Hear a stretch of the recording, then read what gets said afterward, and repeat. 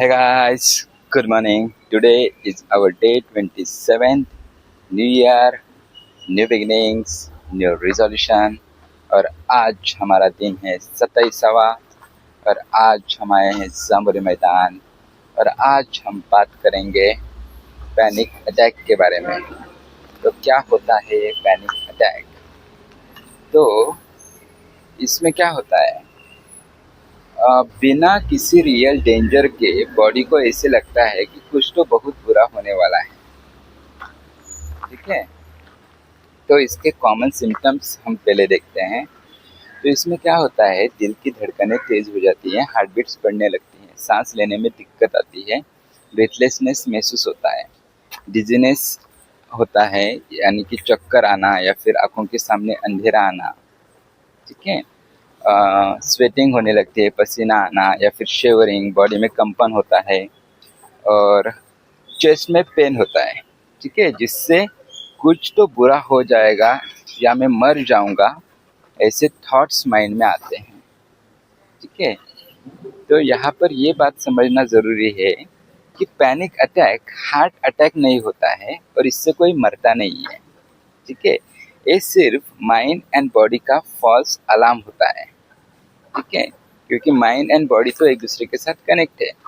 तो अगर इस फॉल्स अलार्म के बारे में अगर हमें समझना है तो हम एक एग्जाम्पल के थ्रू समझ लेते हैं। ठीक है, अगर आप किसी बड़े ऑफिस में या फिर किसी बड़े मॉल में अगर जाते हैं तो यहाँ पर आप देखते हैं कि कुछ स्मोक डिटेक्टर लगाए हुए होते हैं ऊपर की तरफ। ठीक है, ताकि वो सेफ्टी के लिए होते हैं। अगर कहीं पर आग लग जाए तो सबको पता चले और सब लोग बाहर भागे, इसके लिए वो सेफ्टी के वजह से वहाँ पर लगाया हुआ होता है। ठीक है, तो इसलिए वहाँ पर लिखा भी हुआ होता है कि यहाँ पर स्मोकिंग अलाउड नहीं है। ठीक है, क्यों? क्योंकि अगर कोई स्मोक करता है तो उसका जो धुआं है वो उसे वो डिटेक्टर कैच करेगा और वो अलार्म बजाएगा, इसलिए। ठीक है, तो इसलिए अगर वहाँ पर छोटी सी माचिस की तिल्ली भी अगर किसी ने जलाई और उसका स्मोक उस डिटेक्टर ने कैच किया तो वो बजने लगेगा।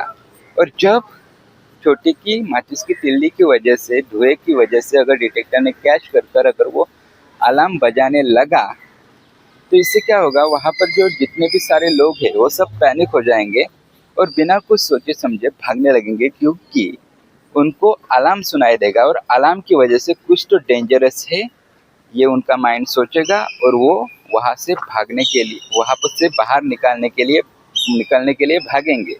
राइट,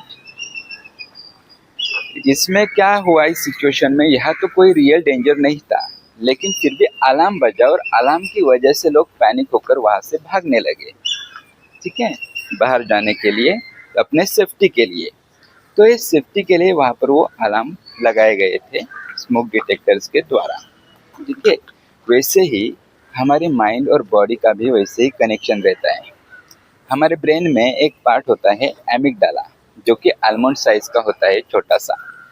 तो क्या होता है, उसके पास अगर ऐसा कुछ फॉल्स अलार्म जाता है जो कि हमारे थॉट्स द्वारा क्रिएट हुआ होता है, कभी कभी हमारे सप्रेस्ड इमोशंस की वजह से सबकॉन्शियसली हमने कुछ देखा हुआ या फिर कुछ एक्सपीरियंस किया होगा, उसके वजह से भी ये हो जाता है। तो जब भी इस एमिगडाला को फॉल्स सिग्नल मिलते हैं जिसके वजह से वो बजने लगता है। ठीक है, असल में तो कुछ रियल डेंजर नहीं होता है, फिर भी वो अलार्म बजाता है और उसके वजह से हमारी पूरी बॉडी पैनिक होने लगती है। उसी के वजह से हमारे हार्ट बीट तेज होने लगती हैं, सांसें तेज हो जाती हैं। ठीक है, चक्कर आने जैसा महसूस होता है, क्योंकि हमें लगता है कि हम किसी डेंजर में हैं। असल में तो हम डेंजर में नहीं होते हैं। ठीक है, तो यही पैनिक अटैक होता है और ये पैनिक अटैक 5 to 20 मिनट्स में अपने आप कम हो जाता है। ठीक है, तो ये पैनिक अटैक हार्ट अटैक नहीं होता है और इससे कोई मरता नहीं है। ठीक है, तो ये 5 to 20 मिनट्स में अपने आप कम हो जाता है। तो यहाँ पर ये बात समझना है कि पैनिक अटैक जो है इसका मतलब कमज़ोरी नहीं है। तो ये पैनिक अटैक कमज़ोरी नहीं है, ये stress, anxiety, over thinking, past experiences, painful memories, traumatic memories की वजह से या फिर सप्रेस्ड इमोशंस की वजह से आते हैं। ठीक है, तो इसके बहुत सारे मल्टीपल फैक्टर्स होते हैं, उन्हें पहले अंडरस्टैंड करना पड़ता है। ठीक है, तो इससे कैसे बचे, इससे बचने के लिए आपको क्या हेल्प कर सकता है, तो डीप ब्रीथिंग इसमें हेल्प करती हैं, ग्राउंडिंग टेक्निक्स हेल्प करती हैं, सीबीटी जैसी थेरेपीज इसमें हेल्प करती हैं। साथ ही साथ में आपको ये बात समझना है कि आपको पैनिक अटैक को समझना है, पैनिक को समझना है, उससे लड़ना नहीं है। ठीक है, तो ये पैनिक अटैक आना एक अनकंफर्टेबल होता है लेकिन डेंजरस नहीं होता है, और ये पूरी तरह से ट्रीटेबल है। तो अगर आप या फिर आपका कोई इस समस्या से जूझ रहा है तो प्रोफेशनल की हेल्प ज़रूर लें। ठीक है, thank you so much, bye bye, मिलते हैं हम कल। Take care.